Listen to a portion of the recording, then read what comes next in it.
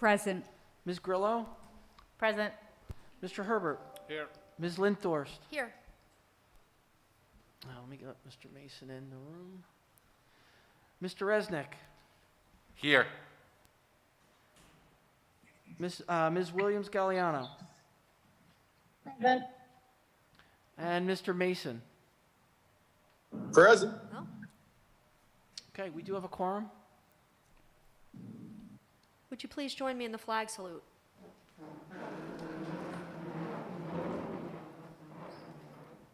pledge allegiance to the flag of the United States of America and to the republic for which it stands, one nation, under God, indivisible, with liberty and justice for all.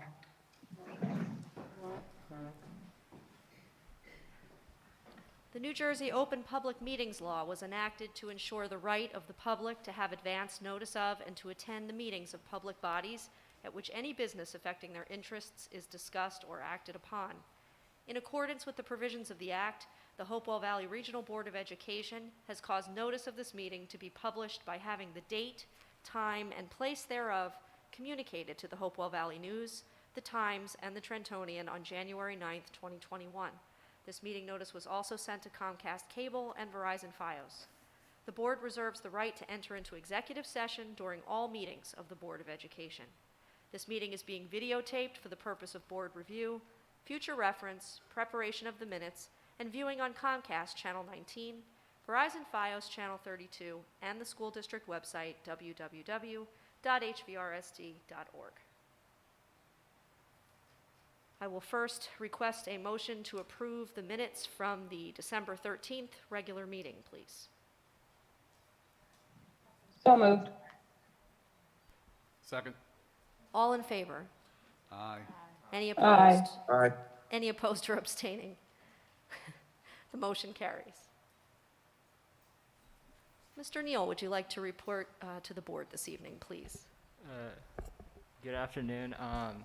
And due to the hybrid schedule, the student council hasn't been able to meet regularly and have the genuine time to discuss plans for the January, February, but we did have brief pockets of time to discuss like what we're looking to do as a whole for the year of 2022. And on that note, our main focus for this year and for the second half of the school year is to be planning for our spring homecoming dance. As many of you know, we weren't able to have a fall homecoming dance due to COVID restrictions at the time. And we just thought that there would be more opportunities to have in the spring, more flexibility, and that would be easier for the students to enjoy, as we're thinking that potentially that there would be lower COVID cases than there are now and than there were as the fall. And when we're looking at this dance, would be probably one of the first large-scale events we're having as a school, just looking at this year holistically. And our main importance is to make sure that we're following all of our COVID rules and we're making sure that all the students and staff are safe, especially we saw after winter break with rise in cases. And when looking at the financial aspect of it, all the money that we're going to be generating is going to be shifted towards next year's student council budget. And even though most of the majority of the student council is made up of seniors, we all collectively decided that it'd be wise for the next year's student council to use all the money that we made this year, just as we believe that we're keeping in mind that next year that the circumstances with COVID is going to be better and that they'll have more opportunities to have more events.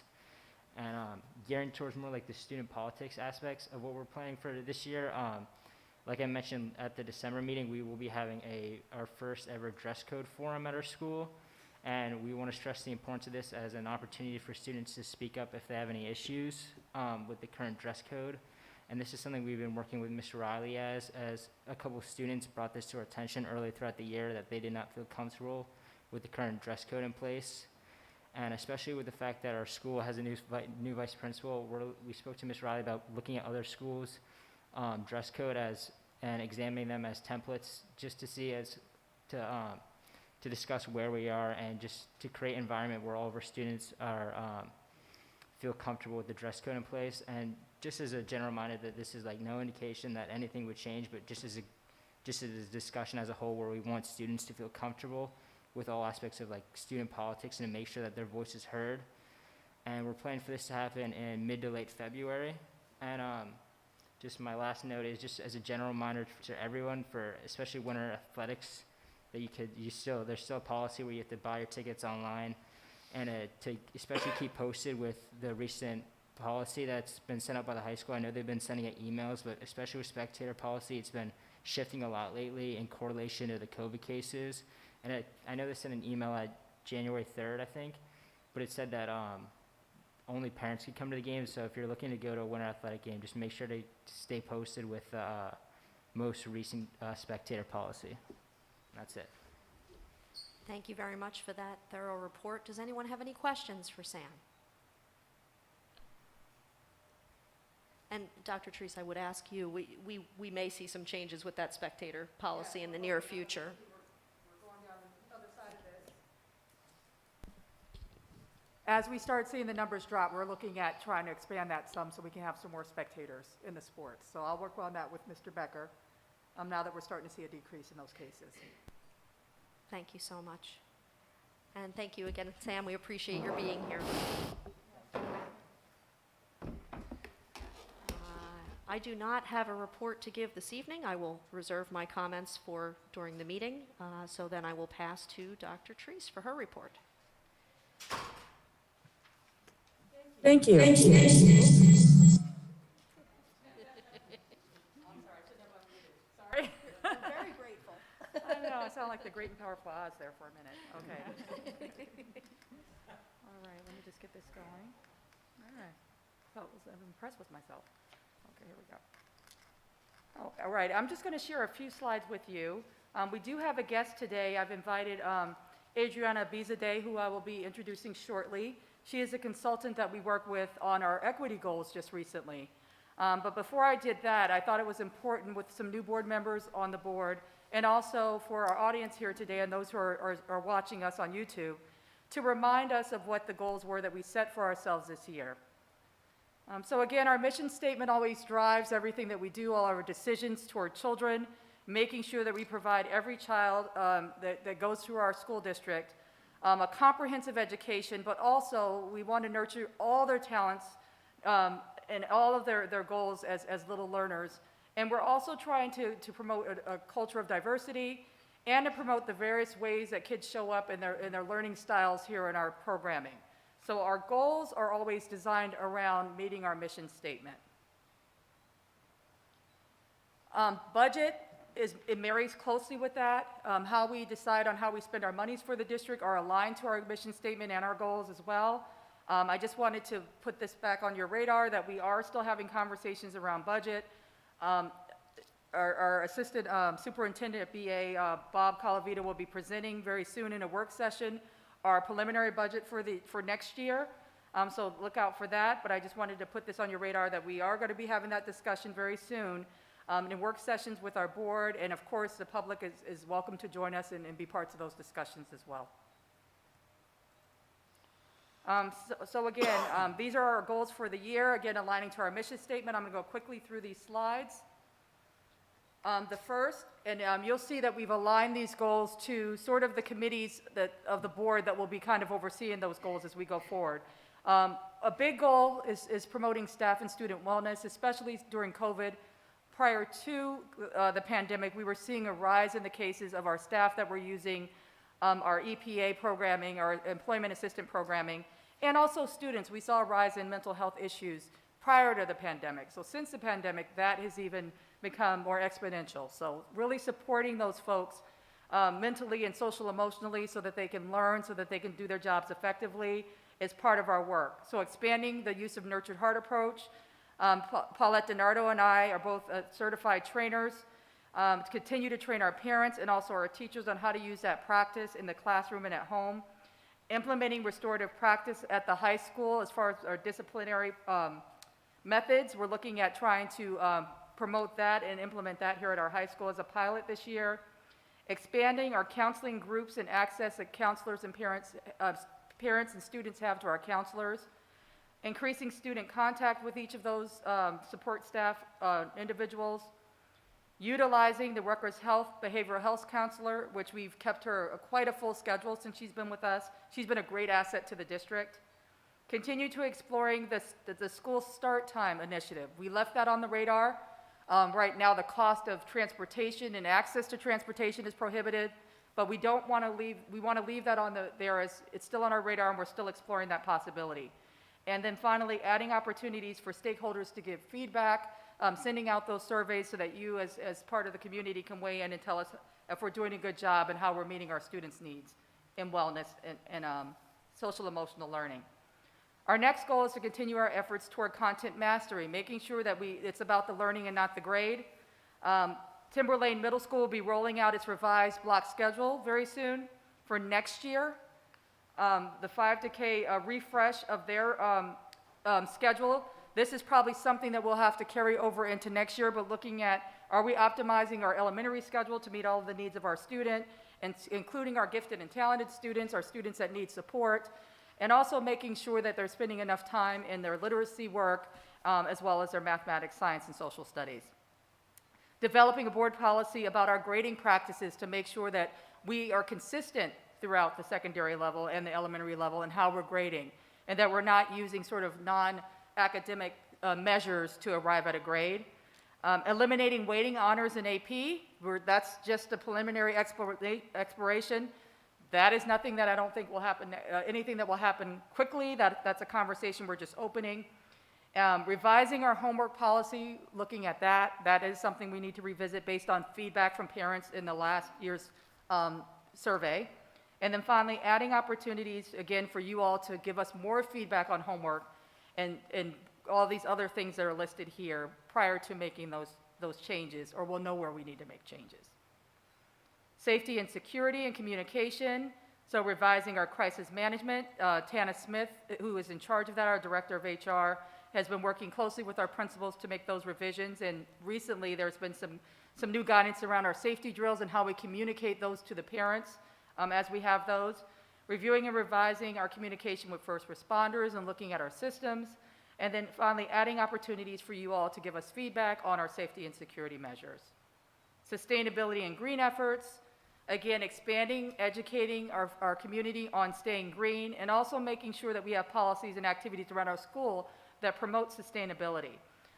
Expanding our Green Week, having each school reporting out on the green efforts that they are conducting in their school, and then feedback that you all will provide in our sustainability efforts. And then finally, equity. Providing professional development to staff, providing community forums for you all that we've already had going on this year. Dr. Plitz has designed quite a few book studies, but we've also have LGBTQ forums, other forums that we will offer through the school year that promote different aspects of diversity in our community.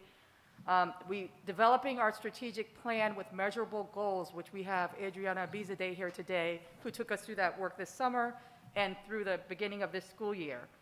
Curriculum audits to make sure that our curriculum is culturally responsive, inclusive, to include not only the diversity that exists in our country and our world, but also the diversity of learners that we have in our schools. Sometimes when people hear culturally responsive, they think it's really about multicultural studies, and it really isn't. It's about reading the needs of all your learners, no matter what their preference for learning is.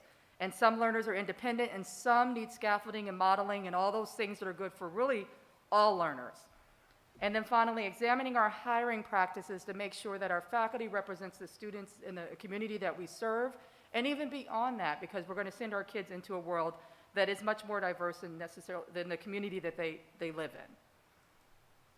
So with those goals being shared, I'm going to now pass my computer over to Adriana Bizadeh, or maybe I should give your bio first before I hand you over. Let me give your bio first. Okay. Let me tell you about her. She's quite an impressive lady. So Miss Adriana Bizadeh is the president of Catalyst Consulting Group, a boutique consulting firm that is moving projects forward for nonprofit and other stakeholders in Mercer County area.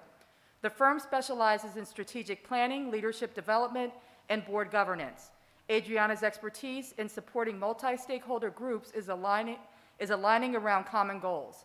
Adriana is also the executive director of the Kensington Corridor Trust in Philadelphia, the nation's first neighborhood trust. Prior to launching CG, Adriana was the executive director of the Latin American League Defense of Education Fund in Trenton. NJLALDEF is an organization focused on direct service and policy advocacy for immigrant communities of New Jersey. All of Adriana's professional work experience has been for nonprofit sector, and she is passionate about serving others. She has committed herself to serving on several boards that reflect some of her deepest passions: immigration, racial and health equity, and youth development. Adriana has a BA from Rutgers University in political science with a minor in security intelligence and counterterrorism. She also has an MS in public policy from Drexel University. So everybody give Adriana a round of applause.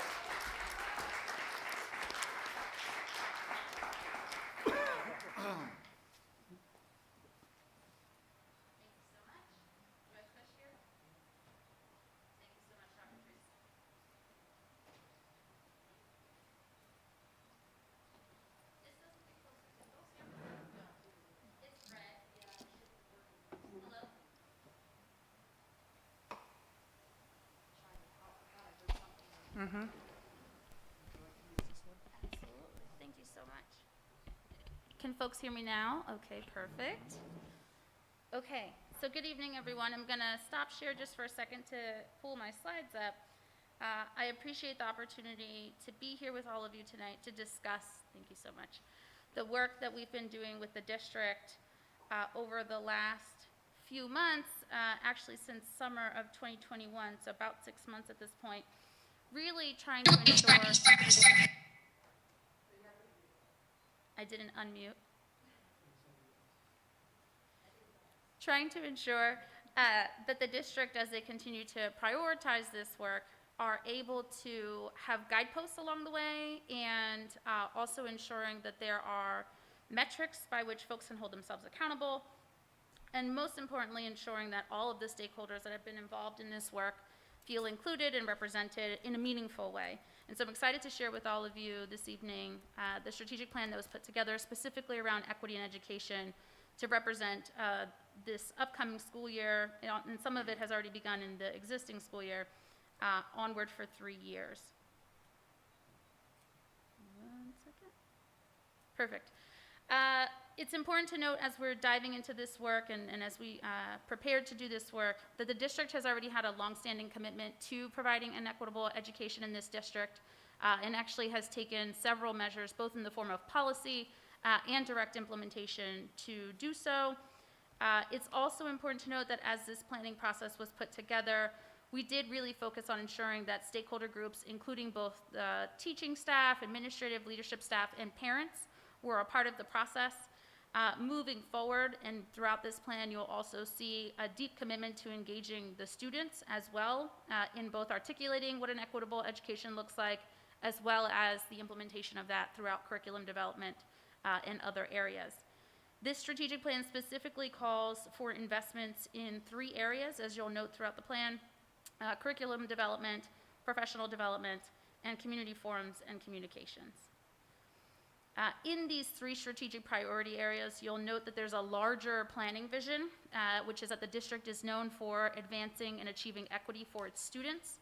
And in order to accomplish that, it is important to note that in order for there to be a lasting impact, the groundwork has to be laid for this work. And oftentimes I think we focus so much on the end result, right? How do we get to the finish line? How do we get to where we want to be?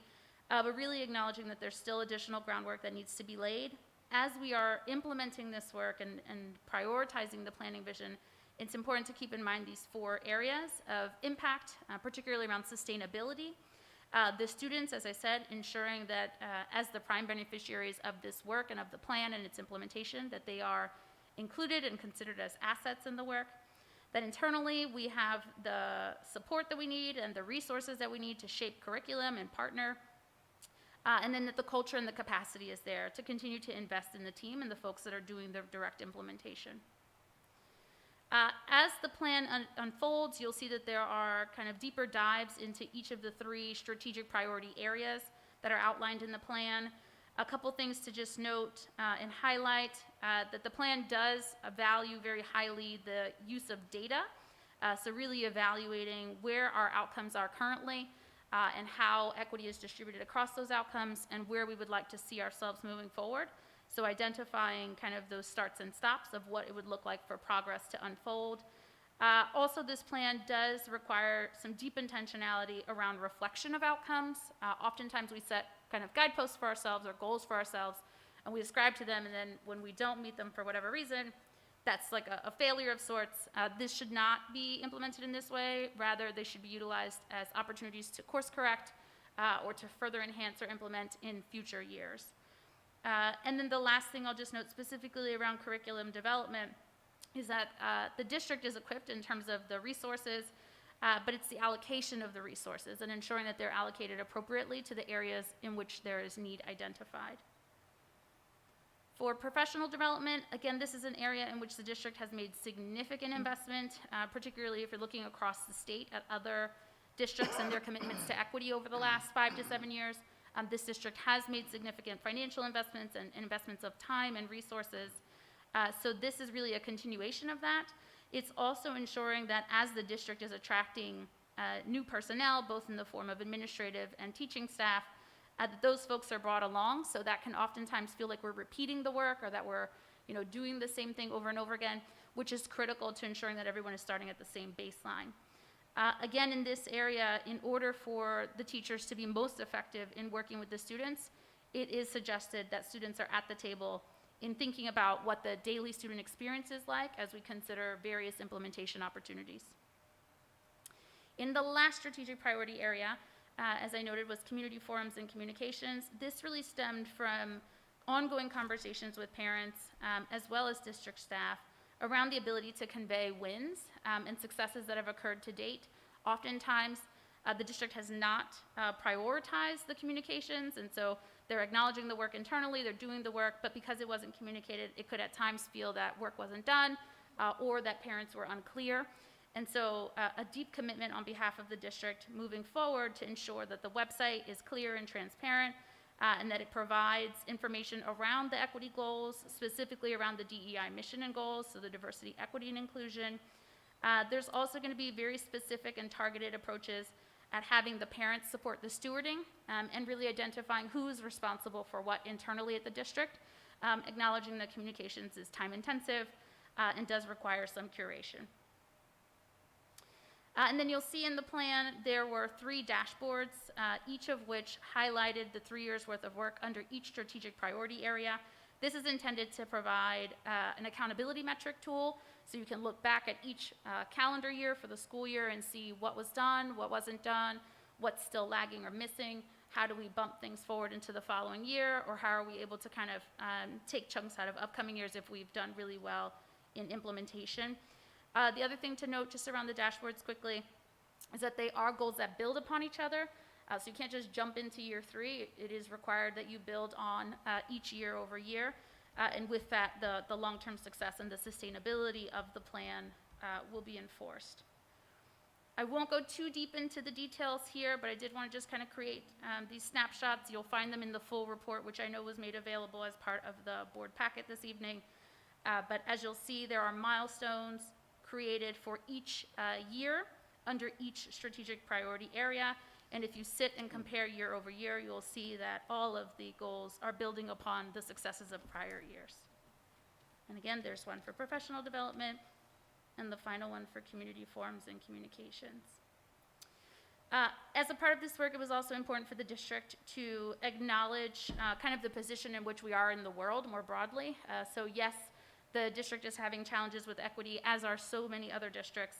And so how do we put this into the context that is, the global society we're a part of, also acknowledging that we're in the middle of a pandemic, which provides a numerous number of challenges that we weren't typically working under. And so just keeping all of that in mind as we are building out year over year, and trying whenever possible to identify potential blind spots or gaps that may exist that could prevent us from achieving the milestones that we've set for each year. And again, the final thing in this area is that it is important to note that modifications to the plan are not failures. I think that's really, really critical. They're just adjustments to meet the realities faced by the district. And I think with that mindset, the plan will move very swiftly towards implementation and provide really lasting outcomes for the district long term. The last thing I'll just note on this, these were additional risk factors which I articulated, but the one that I think is really, really critical is the final one on this page, which is just that the district cannot sacrifice the few for the sake of the many. And Dr. Treese was pointing this out earlier around different learning styles and folks, seeking information in different ways, learning in different ways. Just really ensuring that as we are thinking about equity, that everyone is included that lens, irregardless of their background, socioeconomic status, their learning style, and anything else that may differentiate us as individuals as part of a larger society. As a part of the report, there were 2 appendices that were included. These were direct outcomes of the day-long retreat that was held at the district at the high school. There were board members present, staff, both administrative and teachers were present, as well as parents. And we just did a traditional strengths, weaknesses, opportunities, and threat analysis to really explore where the district is today and really thinking intentionally around how to convert some of the opportunities into some of the strengths. So really, how do we continue to add to our strengths list? And then how do we acknowledge the weaknesses and threats and move them into our larger planning process? Again, with intentionality, but also acknowledging that they require resources in order to implement. The other appendices is a theory of change, of which there are 8 components, all listed here. So this is an acknowledgement of what it takes, what the inputs are that are required and the activities are that are required in order to get the maximum impact for our stakeholders, with our stakeholders for our target populations, which here are the students, the staff, and the community. The important thing to note here is that the district has a ton of organic partners that already exist within district and across the state. And so it will be incumbent on the district to continue to capitalize and leverage on those relationships to get the outcomes that they're looking for and the high impact that is needed as a part of this plan. And again, this is just a reiteration that this is a living document. It can be modified and adjusted if priorities and timelines change, acknowledging that we can never predict what will happen or how these things will continue to unfold and evolve. The important thing is that strides and efforts are made for implementation and that we're holding ourselves accountable to the plan that was outlined with the various milestones per school year. And with that, I've concluded my presentation, and thank you all so much. I'm going to stop share. And I think what do I do next? Tell me. I will request that any questions be entertained from board members first and foremost. Does anyone have any questions for Adriana? Mr. Sawicki.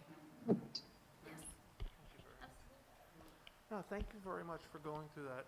I'm interested in the fact that you're, emphasize that it's a data-driven process. So I guess the one, observation I can say from having been on the board for a number of years is that sometimes in the past we had challenges related to like the small sample size effect, where we may have small numbers of students relatively in a given cohort, which identifies them. And because of that, you can see like performance swings based upon a small number of individuals. So I guess my main question is, do you have experience working in districts like ours where you can see that and can be difficult to track progress? And if so, how do you do it? Yeah, absolutely. Thank you. So this is actually my first time working on an equity and education strategic plan for a district. I've done tons of equity work with other youth programs throughout the state, but not intentionally within a large district like this. I will say that oftentimes, and this is like when you think about traditional surveying, right? Like, did you survey the right sample size? When does it become normative? When does it become something of scale that you can look to and attach outcomes to? I think the critical thing in thinking through that here, particularly in the district that came through in this planning process, is that each of the stakeholders have to be involved. So although we're looking at like school-based metrics, right? We're looking at grades, and we're looking at how many kids are in AP and honors, and how many kids are enrolled in extracurriculars, and how many folks have to go down, to the office to have conversations with counselors. When we're looking at those metrics, if we are not including the various stakeholders that are making touch points with that student, then we're leaving out the important sets of the data, right? We're just looking at numbers on paper, and we're not looking at equity, because those are very disparate, right? If I look at the numbers on paper, I can make very, particularly in districts that don't have super high racial diversity and socioeconomic diversity, I can make very clear ties between grades and free and reduced lunch, right? Except there are things that we can make very clear data ties. But we're not looking at the whole child. We're not looking at the whole system, and we're not looking at all the various touch points. So what this plan is hoping to encourage, and what the goals of it are, is that we're really looking at the multi-stakeholder approach. So it's not just the numbers on the page, and it's not just that one student. because they're not the only ones that's struggling, right? And that's why I made it intentional in the plan. Don't leave behind the few for the sake of the many, right? Because in data, it's very easy to do that. And I could also Absolutely. add, Adam, that we do have a calculator that can calculate, even with small populations of students, are they at a higher risk for not being in something or being in something, that we got from Eddie Fergus. And it's an actual calculator that we can calculate if do we have the appropriate number or percentage of students that we should have in an AP course, an honors course, or are they at more risk for being in special ed and that. So we do have calculators to look at specifically the numbers, and then we also have this additional holistic approach that we're adding to the work. Hope that helped. Did board members have any additional questions? I do. I'm online, so, and it's more a question for Dr. Therese. My question is really, given the breadth of this plan, it's great. It's got a dashboard and we have measures for success. Who owns the process, right? I think the critical point is it is a living document. And so who owns this within the district, and how do we ensure that there is someone holding and updating that living document? This work is brilliant, and it can quickly become stale if there's not someone in that seat. So to answer your question, we all hold it. So my key staff, my leadership team, my teachers, but specifically, like, for example, Dr. Plitzis has been leading the work on the curriculum development, and she's working with all our supervisors. They've already identified several culturally responsive tools to measure whether or not our curriculum is culturally responsive, and are revising it and hopealizing it now. Then our teachers will be part of that work, also community members to look at that with the tool. Our principals all have goals that are aligned to this, as well as our teachers are doing that work in their PLCs in their departments. We've had extensive plans like this in the past, and we've all gotten through this work together. We've met all those goals. We had much more, I think many more goals in the last plan. So this is something that it would be part of our charge, and we'd all be aligning our own personal goals as professionals to this work. That's a great question. Right. Thank you. Thank you. Any other questions from board members? I really don't have a question. I just want to make a quick comment. First of all, thank you so much for coming and making the presentation. I just want to make a comment that I really commend you on the amount you stressed that it's a live document, like it's alive, and any adjustments shouldn't be viewed as a failure, because I feel like there's too many times people implement things like this and they already have their predetermined how it should go. And when it's not, when the data and the reality of it on the ground isn't reflective of what they think, they still plug along and say, no, my idea is right. So I think it's so important to be willing to adjust, and that's not to be viewed as a failure, in my opinion. That's a success when you're making the changes based on the reality. So I just want to commend you on that, and then thank you for your presentation. My pleasure. Anyone else? Adriana, I don't know how difficult it would be. I know you've shut down the presentation. Are you able to go in there again for just one moment? I wanted to go to the page with the SWOT analysis, if possible, just for a second. And just make a general observation that, in our discussions, I was present at the day-long retreat. And one of the things that always strikes me is this conversation that we have around the Hopewell bubble, right? And the fact that we haven't traditionally been the most diverse area, and that has been changing with time. And I wanted to kind of look at the points that you had put under that, and I think it was under the weaknesses, I believe. And maybe you don't need to pull it up, but maybe you have it there in front of you. You don't have to share it necessarily, I'm sorry. No, you're fine, you're fine. But I know that one of the things that we discussed among those bullet points was this fear of getting it right. That people are afraid to approach the work, to do the work, because we feel that we're going to misstep or make an error. And I just wondered if we could kind of reflect upon those weaknesses and those points for a moment. Absolutely. Yeah, so one of the first things I heard soon as I walked into the room was just the general lack of diversity. And I think that's both acknowledged internally and externally for the district, so I don't think it was a surprise to anyone, but it is important to call it out, right? It's important to articulate it and get it down on paper. I think there's also a general, particularly around folks who are doing direct implementation, a fear of getting it wrong. And I don't think that that's unique to this district. I don't think that's unique to education. I think a lot of issues around equity, particularly in inclusion, folks are scared, right? Like you don't want to say the wrong thing, you don't want to do the wrong thing. And so just, again, acknowledging that. Putting the goals into action. Sometimes, when you're looking at a plan that's this extensive, that's looking multi-year out, it's kind of, where do we start? Where do we start? And so I made it very clear, like, this is the beginning. This is where you start, so that it makes it easier to continue to put those goals into action. And then the last area that kind of came up or bubbled to the top around weaknesses was having to look for the DEI goals and efforts to know what was going on. The world, as I said, is constantly evolving and changing. And the district, I think, needs to be super clear. And again, this is where communications comes into play around what are the goals that we are setting? How are we implementing this here? What are the parts that are important to us? What are things that we need additional training or resources on? But all of that has to be articulated and conveyed so folks aren't like, oh, did we decide that this is what we're teaching now around climate? Or is this what we're teaching now around race? Or, right, like everyone has to be on that same page. And that's kind of what emerged from that last point. Would you like me to go into threats at all?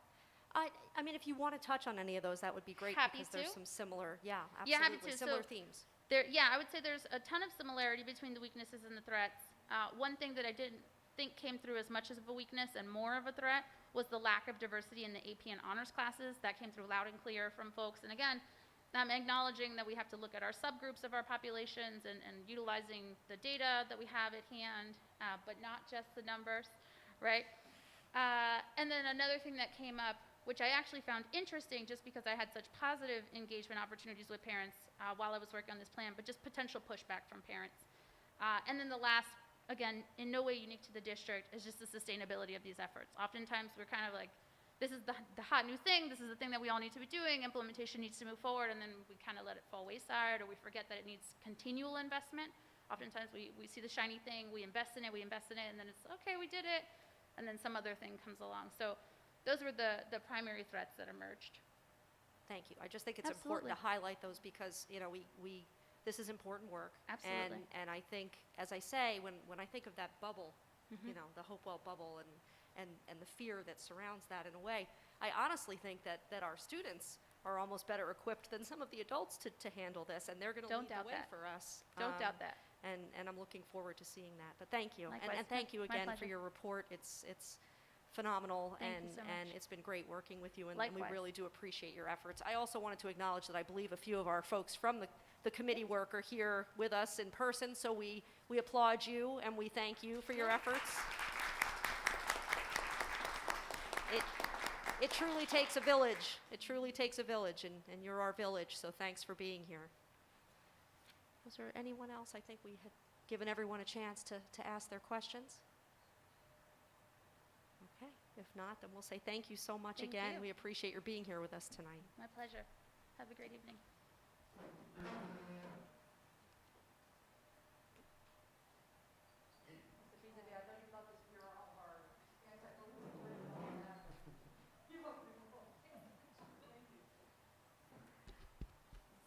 Okay, and we will move on in the agenda to our presentation of the district's self-assessment of implementation of the Anti-Bullying Bill of Rights Act.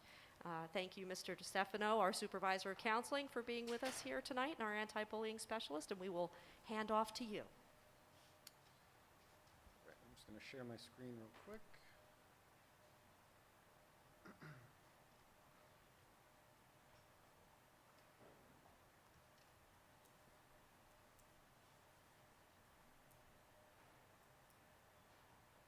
Okay, so I am here as the district's anti-bullying coordinator. I'll be presenting the results of our most recent HIB self-assessment for the 2020-21 school year. So each year the DOE requires that each school in the state completes a self-assessment to grade its implementation of the Anti-Bullying Bill of Rights. These assessments in general allow us to evaluate, reinforce, and strengthen our HIB programs and policies within the district. I'm going to go through this past year's criteria, I'm not going to go through the details of every single line, but I'll go through each of the 8 core elements and kind of describe each. So you can see that element 1 pertains to the HIB programs and specific initiatives that are in place. And then each of the columns there is the score for each building within the district. And then there's the subtotals on the bottom of each section. Core element 2 deals with the training programs that are in place of the BOE approved HIB policy. Element 3 relates to other staff instruction and training programs that are in place. You might notice on this line, TMS is a little lower than the others. I attribute that to some of the staffing changes in the building, and a couple of the people who are investigating HIBs there either left the district or moved around to other buildings. And this year we have 3 different people being trained currently who are investigating cases, and they're getting all of that training under their belts. Element 4, regarding the curriculum and the inclusion of HIB-related information into our instruction and curriculum. Scored very well there. Number 5, HIB personnel. Core element 6, the actual incident reporting and the procedure. Those were perfect scores in that section, which I think is excellent, that the procedures are followed. Similarly with element 7, HIB investigation procedure had very high scores. So it shows that the rules are being followed and that the cases are being investigated properly. And then core element 8 is regarding to the specific reporting and the timelines and such. So as an overview of the past 4 years, you'll see that the averages hover in the 74 to 75 Dan, range. if I could just stop. Can you pull your microphone closer? Oh, absolutely. Like all the way up? Sorry about that. So you'll see the slide summarizes the past 4 years' performance on the self-assessment, and the scores have hovered in that 74, 75 range, with this year at 74. A score of 50 technically means that schools meet the state requirements. We're well above that, which is certainly a good thing. There's a link towards the bottom for the Anti-Bullying Bill of Rights resources, if anybody would like to look further into those. And then just a few things we have in place in the district. Myself, I am the anti-bullying coordinator, so I oversee the processes and procedures and everything in the district.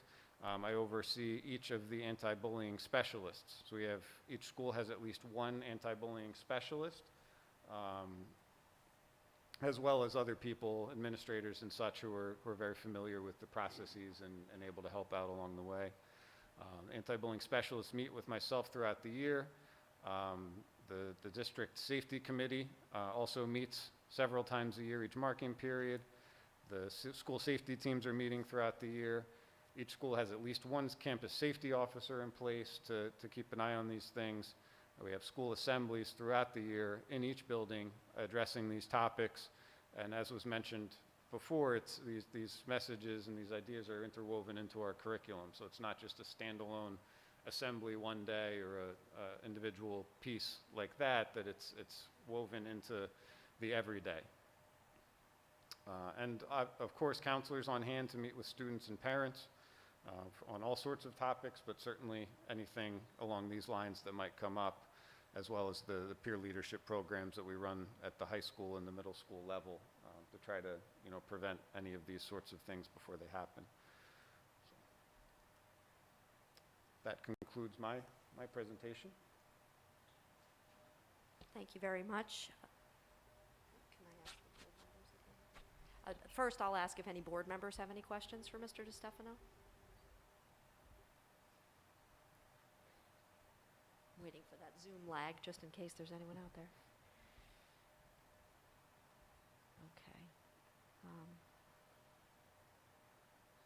Okay. I will ask a question myself, and I don't know if it's specific to the report or more broadly based.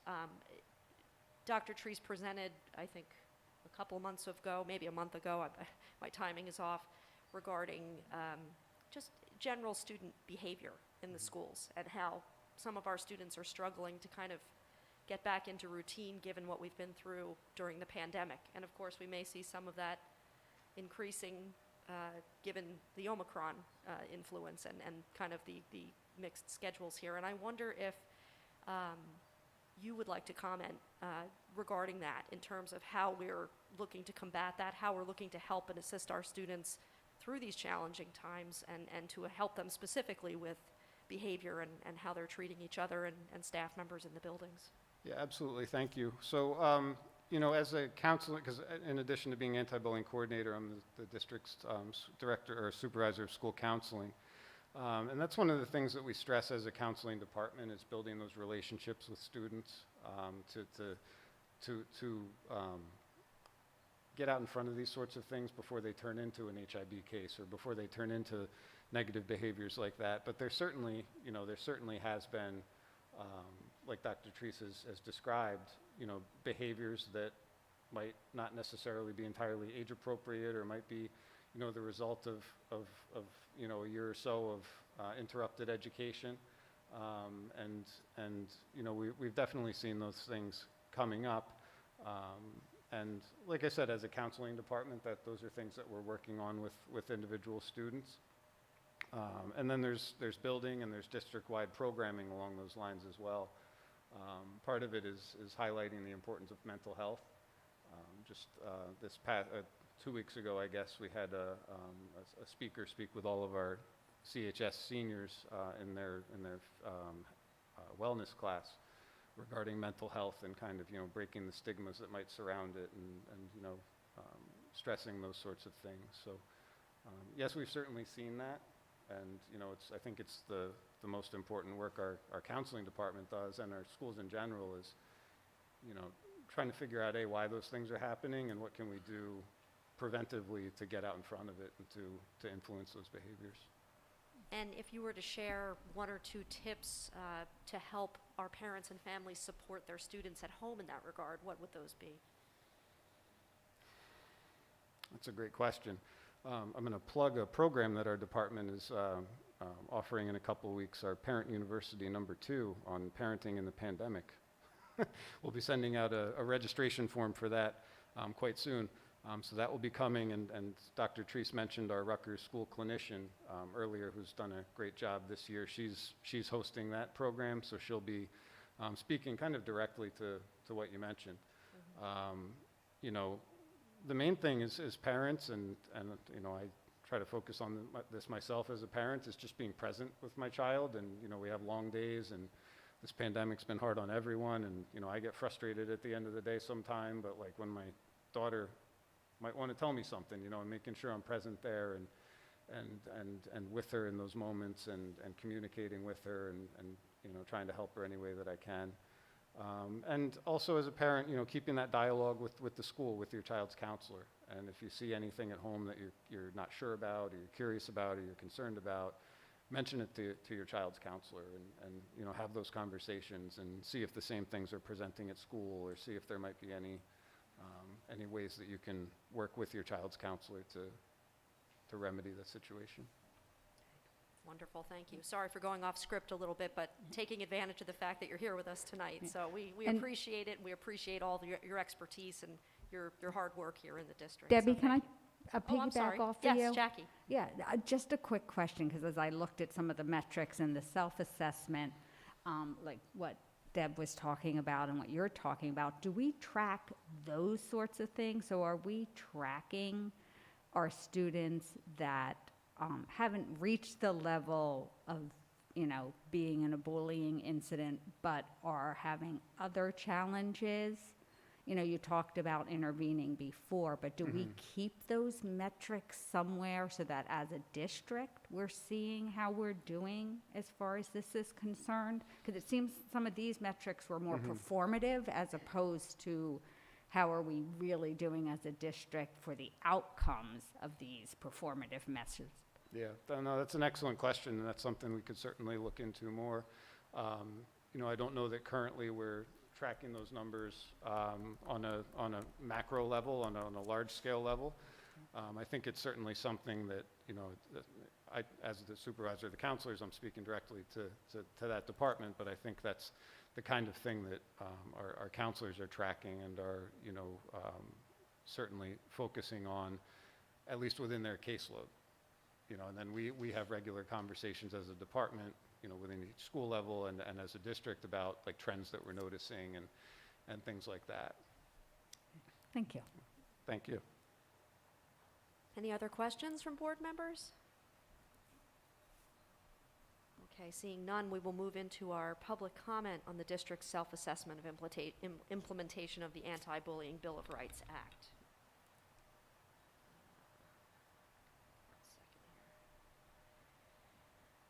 Members of the public are invited to address the board on this report only for a maximum of 3 minutes during this portion of the meeting. You are asked to state your name, address, and municipality. In response to your comments, the Board of Education may respond or direct the superintendent to do so. The board may also opt to take the matter up at a future meeting so that the matter is researched by the district administration. Public comment is now open, and again, this is specifically to address the Anti-Bullying Bill of Rights Act.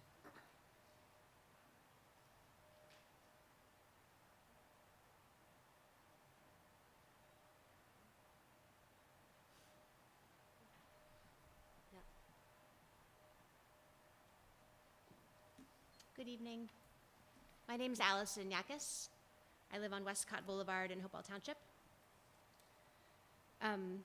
My concern regarding this anti-bullying is that we are segregating our kids based on their vaccine status in this district, and I don't understand how you all don't recognize that that is opening yourselves up to HIB claims and allowing the kids to make fun of, tease, bully each other based on who's vaccinated and who's not. And they know that by teachers asking their status in classes.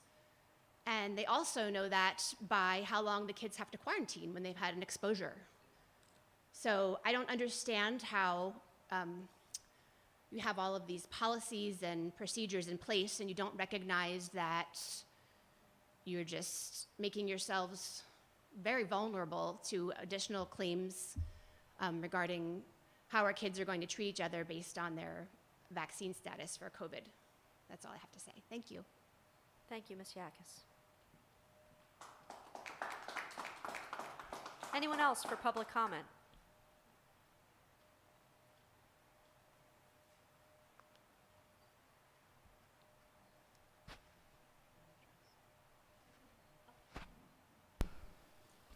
Ms. Yakis, thank you for your question. And I believe I addressed this before, but I just want to reiterate, the district position is our teachers should not be having that discussion. And when that came up in the past, I did follow up with those parents in the classroom in question where that occurred. If there is a child that's being picked on for whatever reason, a parent should certainly report that to their school principal, and we would open up a bullying case and investigate it just like any other accusation. So that shouldn't be happening either. So if a child's experienced any sort of teasing for any reason or bullying, that should be reported to Mr. DeStefano, the counselor, or the school principal, and we will open a case. Thank you, Dr. Treese.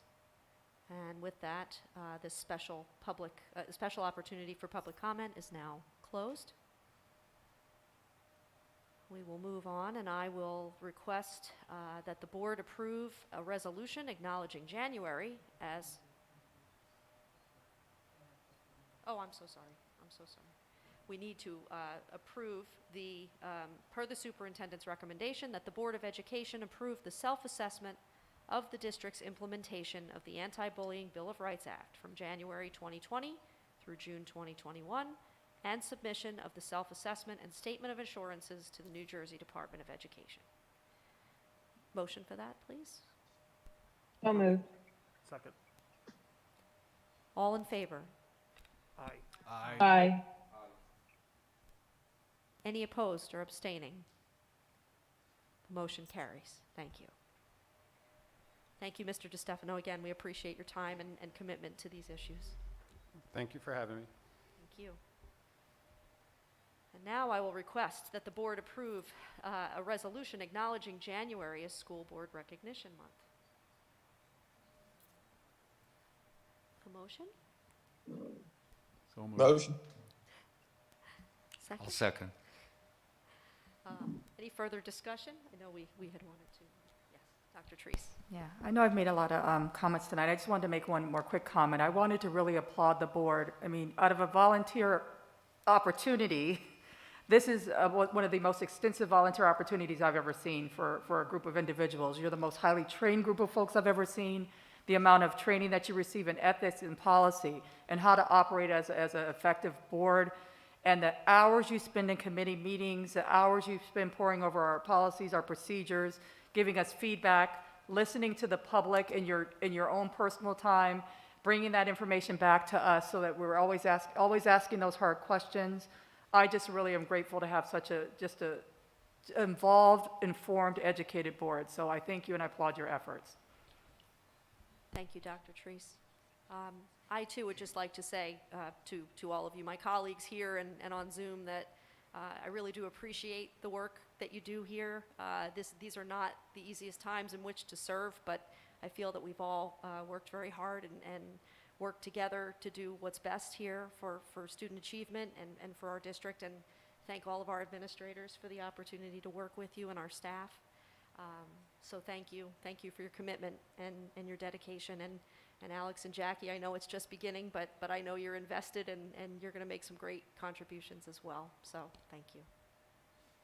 All in favor? Aye. Aye. Aye. Any opposed or abstaining? The motion carries. Items of old business, I will just note that if you refer to your green notes of last week, the board's self-evaluation is contained in there, board members, so please take a chance and review it because we will be discussing it at our board's work session next Monday night. If you have any questions, feel free to reach out.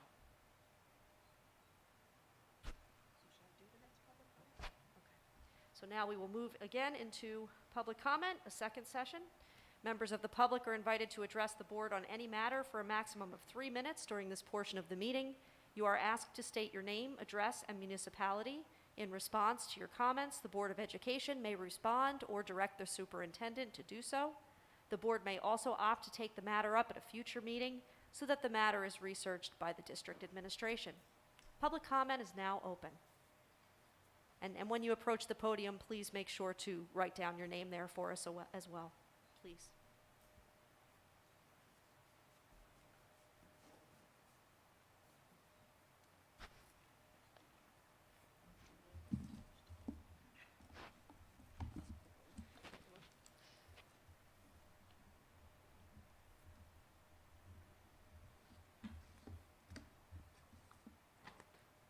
Hi there. My name is Jennifer DiDonato. I'm with Hopewell Valley Township. I've got to move quick here, so sorry. Some of our kids, many unknown, come to school to escape a battle that's waging at home. Some of them leave behind a drug or alcohol-addicted family member.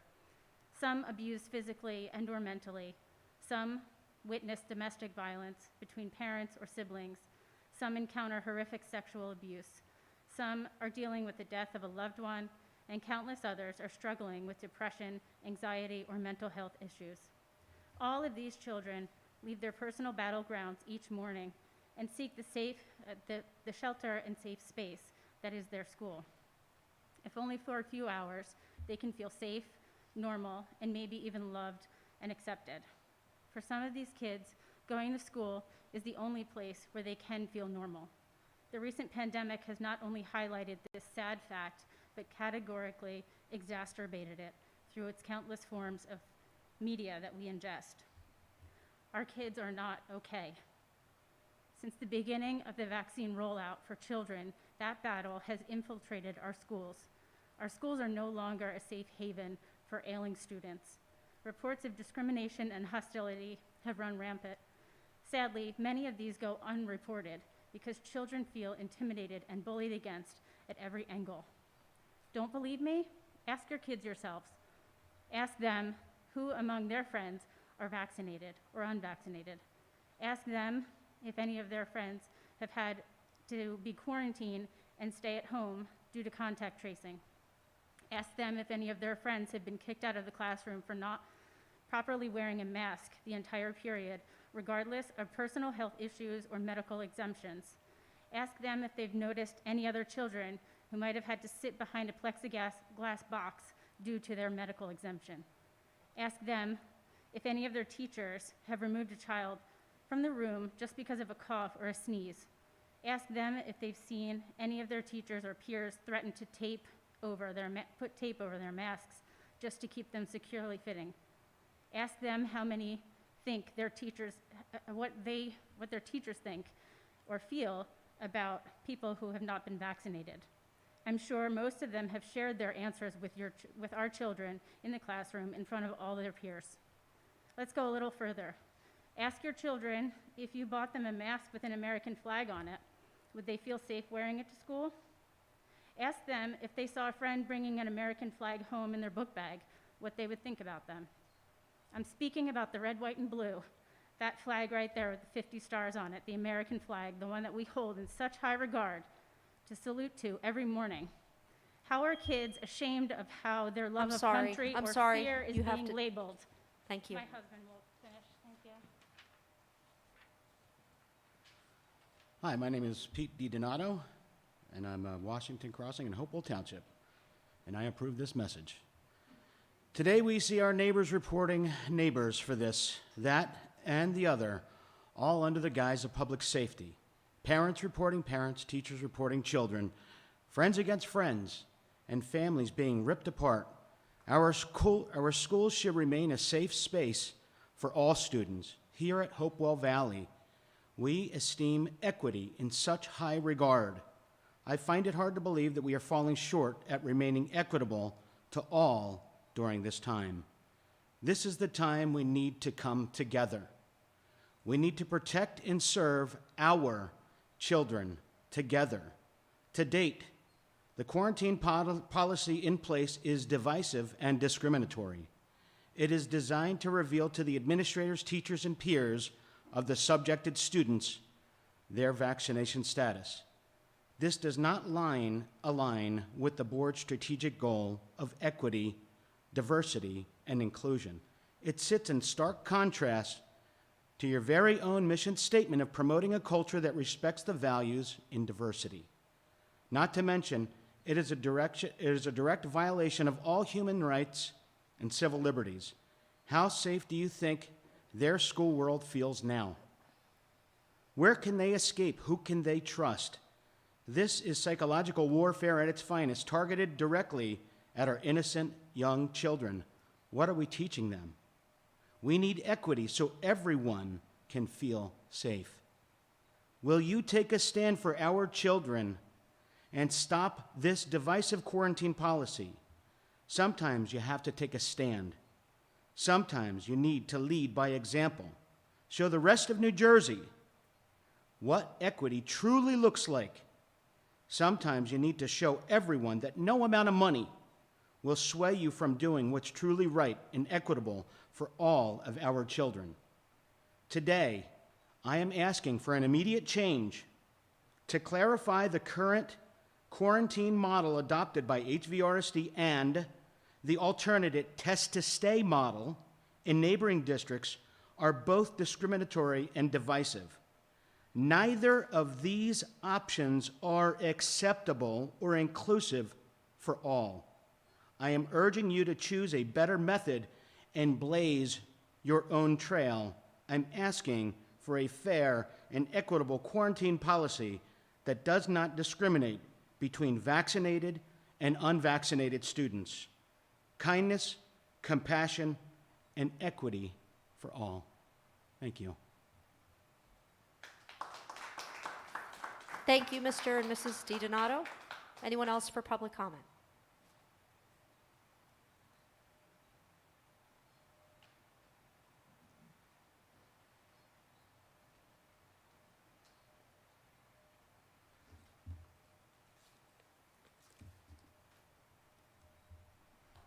Hi, my name is Sylvia Kosis, 7 Wydell Drive in Pennington, New Jersey. And I want to thank you, Dr. Treese, for your superintendent's message on January the 15th. That reminded us that these are difficult times, and that the in-school civility policy is also important in our lives outside of the school setting.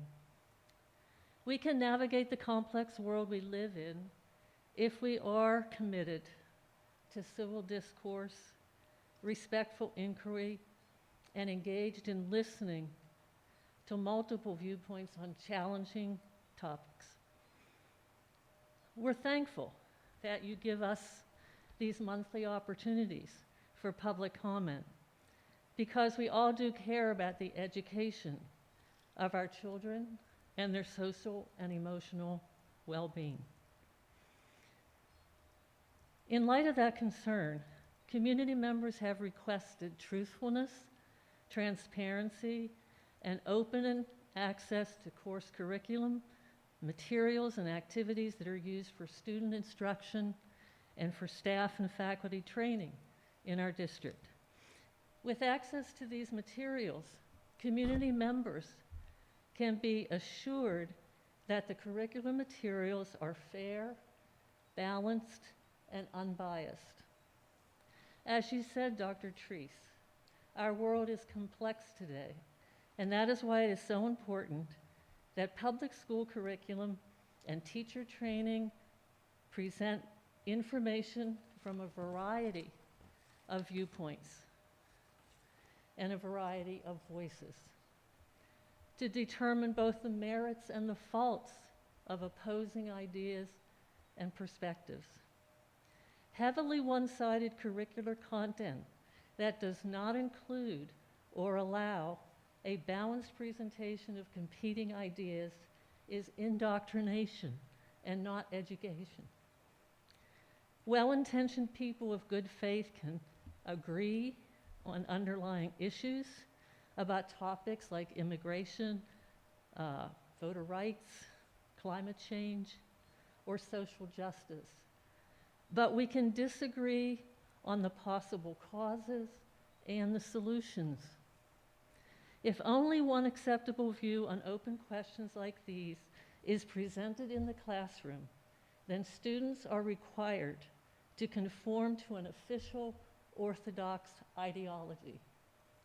This is incompatible with a free society, and it can do great disservice to our students.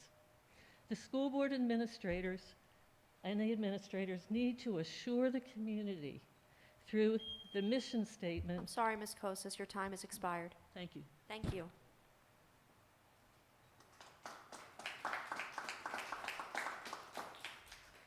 Anyone else for public comment?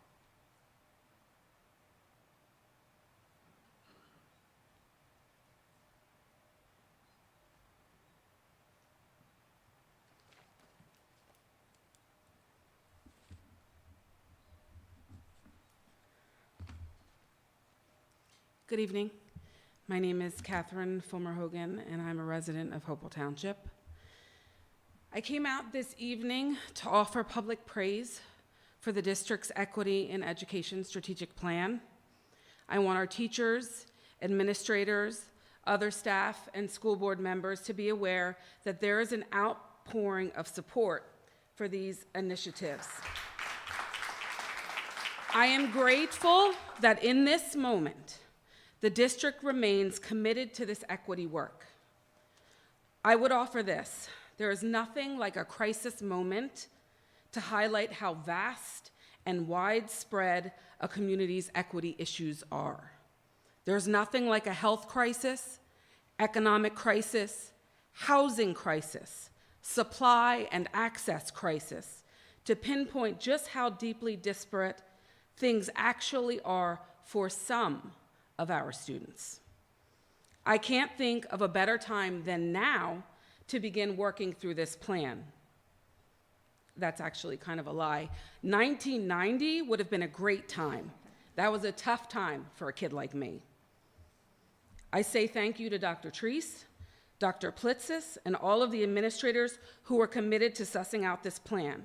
And I say thank you for including parents in the process. I look forward to all the ways our students will grow and thrive with these important components woven into their school experience. I will also add that while we can debate all sorts of issues, what we absolutely cannot debate is the right for a child to live and be affirmed as themselves. Thank you, Ms. Hogan.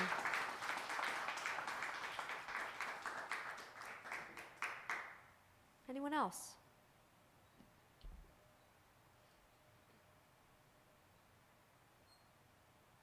Hi, Sheila Reinertson. I'm a resident of Hopewell Borough.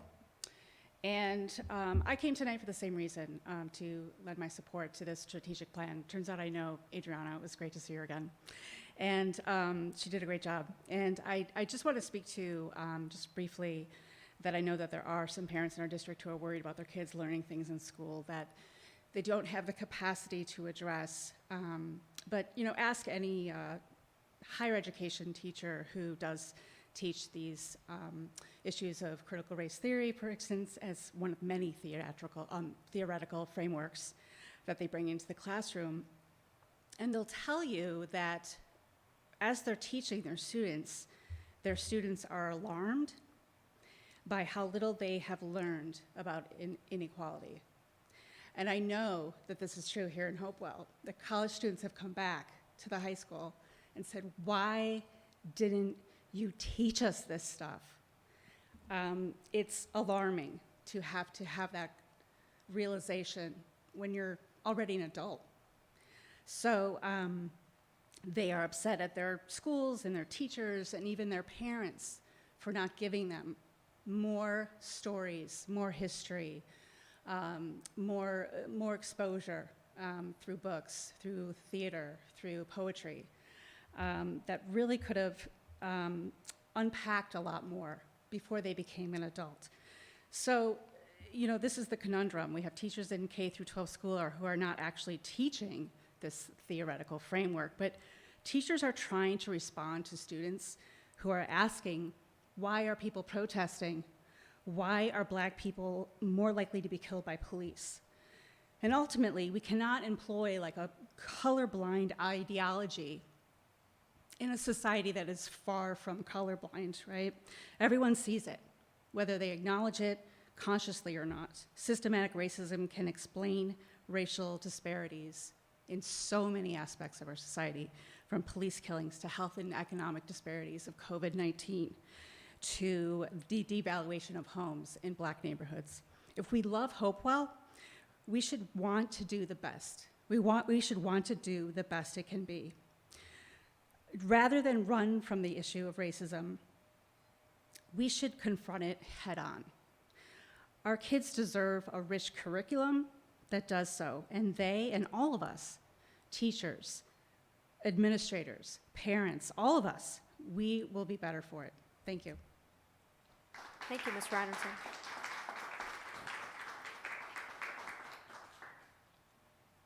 Anyone else for public comment?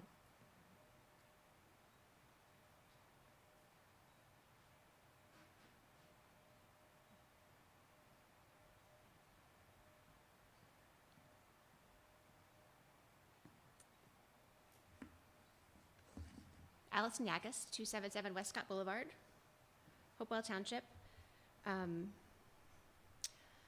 I am a nurse. I have over 15 years of critical care experience.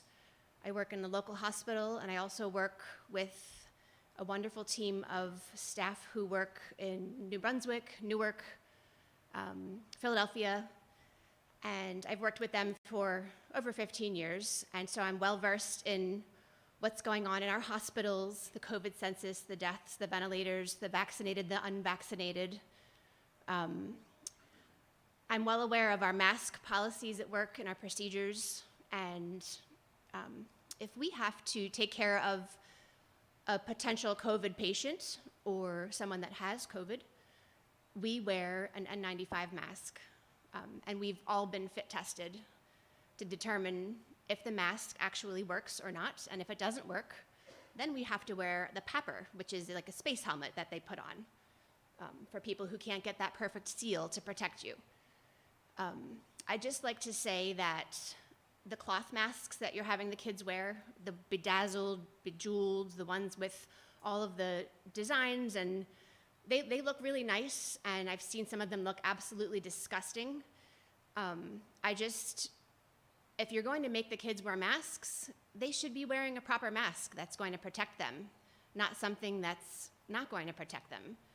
I'm sure you all know, as well as I do, entire nursing units of staff have been taken out by COVID because this mask doesn't do it. So we need to accept that it's here and it's not going away, and stop holding our kids accountable to prop up society and force them to wear these dirty cloth masks that don't do anything anyway.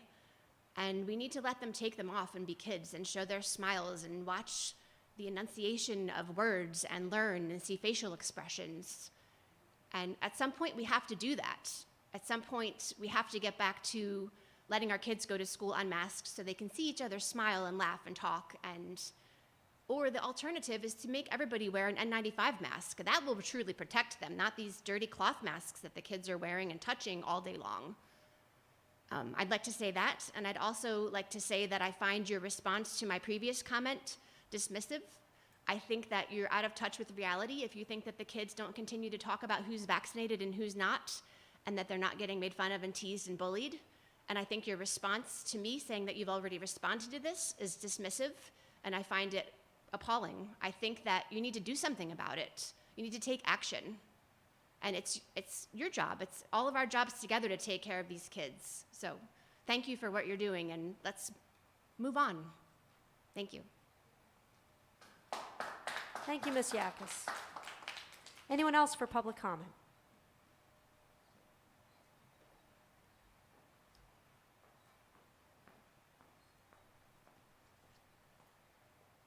Hi, good evening.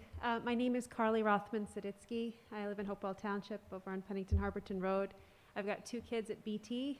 And first, I just wanted to say, to the counseling staff, I just wanted to say thank you, especially in this difficult moment. The counseling staff at BT, I'm sure at the other schools too, but I can say at Bear Tavern, it's been unbelievable. Just for my children personally, both on the equity front and on the bullying front, and on all of the things, but in helping to promote really healthy relationships and make this return to school rewarding and productive. And I think that my gratitude to the counseling staff really feeds the main reason I came tonight, which is to show support for the equity plan. I think I'm really encouraged by what it says, what it is, and what it represents.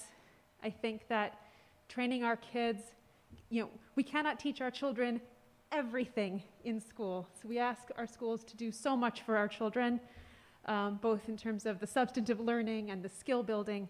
I think that the equity plan that was presented provides a great opportunity both to expand the substantive knowledge that the kids will be developing, but also teaching them the skills that they need, to Sheila's point a moment ago, so that when they go out into the world as adults, having graduated from this district, they are prepared to encounter different points of view. They are prepared to be curious about other people's perspectives. They're prepared to accept that theirs is not the only experience in the world. I mean, I think, I'm so encouraged by tonight's meeting and the people who have spoken tonight. I personally have been very supportive of the school's COVID-19 policies, and I appreciate the opportunity to hear the criticism that's come up tonight and to wrap my head around how how these policies have not worked for other families. And I'm really hopeful that the equity in education plan will help to develop those skills in our children, so that when they encounter issues of race, when they encounter issues of gender, when they encounter issues of socioeconomic inequality and so forth, they not only have a greater substantive base to encounter those issues, but also the skills to be able to deal with those things and to do better than our generation has done. So thank you. Thank you.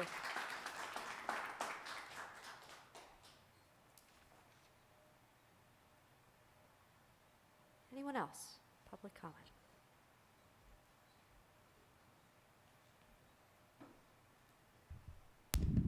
My name is Kristen Peterson. I did not plan on getting up to say anything tonight, but I just wanted to say that in March of 2020, my son, who is at Bear Tavern, finished doing over a year of oral chemotherapy, and then COVID hit and his whole world was taken from him because he's so severely immunocompromised. And thank you for requiring masks.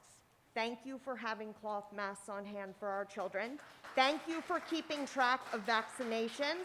Thank you for encouraging us to have our children vaccinated so that children like my children don't get sick and end up in a much worse situation than most children, because to my child, that is life and death. And I thank you for all of the things that you're doing to keep our children safe.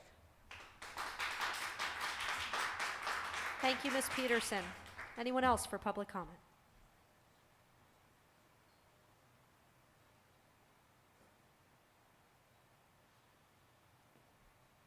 And it looks like we have reached the end.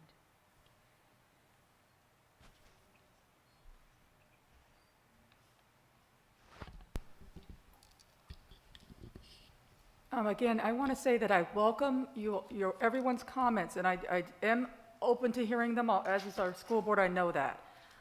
When I said that I've already addressed this, I meant, I hope that I got the message across that our teachers should not be having this conversation with your child. If that's happening, please let us know. If something is going on where your child is being bullied, you need to let us know. I mean, we're getting emails with all these children are being bullied and that, but you're not reporting it. When you report these things to us, they're dealt with. And it's not okay if that's happening. No one here is condoning any of that, and it needs to be reported to us. If that's indeed happening, please just reach out to your school principal, and we will address it. That's not something that should be happening if it is. Someone made a comment about wearing a mask with a flag on it. No one should be preventing your child from doing that. As a former military brat, a Gold Star mom and sibling, I've made the ultimate sacrifice. You better stand for that flag. That's how I feel about it. So I don't have a problem with you wearing that. So I don't know where that's coming from. Your flag is fine. You're in America. You can fly your flag. It's okay, right? So if these things are happening, you have to report it to us. We can't fix hypotheticals or these things that are more general. We need to know specifically when it's happening so that we can address it. Mrs. Kosis, any curriculum that you've asked for, we provided. Please let us know if there's other things you want to look at. We provided things to you when you've requested it, and anybody in the public is welcome to have those things. We are working towards getting those things online as we revise them so that parents can quickly access them. We're making a lot of revisions this year with many mandates that are coming down, including social studies standards have changed. The LGBTQ mandate we're still aligning to. We're still aligning to the Amistad. We're still adding things to teach the Holocaust, things that were mandated to teach, in addition to our standards evolving all the time. So there's a lot of changes that will happen, and as we change those guides, we will get them up online. But you can always request them, and we will share those with you upon request. And thank you for all of your comments and feedback on our equity work. Again, we've been doing this work well beyond and before this was a thing and before people were talking about it. We've always done this work. And years ago, before equity was a big thing that everyone was doing, we looked at and dug into, and some of the women and parents that are in this room looked at our English curriculum. And people are very upset about us adding voices, but it was not okay to have that one viewpoint when we had all of our American Lit books sitting on the table, and there were only 6 of them, I think it was, which to me is not rigor as an English teacher. And then when we removed all the white men, we were down to 2 books, and when we removed all the men, we were down to 1 book with a woman, and that woman was optional. And my teachers raised one hand that taught it, so that book came off. So it was all white men in an American Lit course, and one of them was Shakespeare, who the last time I checked is not an American, right? So that is not okay, and that's one point of view that we all grew up with that canon. So when we say that we're expanding our canon, we need to make sure there's women's voices in there. We need to make sure there's people from all walks of life. How about the Native Americans that inspired the transcendentalists who we're reading? Those sorts of things are the things we're looking at when we say we're diversifying our curriculum. It's not about taking away voices, it's about seeing who's missing and adding something that's classic to something modern. So again, we're going to continue to have parents dig into this work with us, and we have a lot of experts, a lot of parents that are professors, and just making sure we're sending kids out equipped to live in the world that is more diverse and more complex than we all often prepare them for in this insulated world that they live in. So thank you. Thank you for your help.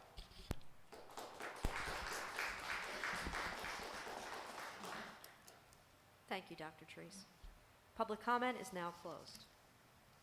We will move on to the business portion of the agenda, and I will begin with the consent agenda, all of the items marked with an asterisk. I will request a motion to accept the items on consent, please. So moved. Second. Any further discussion? All in favor? Aye. Any- Aye. Aye. Any opposed or abstaining? The motion carries. Mr. Herbert, yes, Mr. Herbert is doing our Finance Committee report this evening. Changing it up. Mr. Herbert. I know.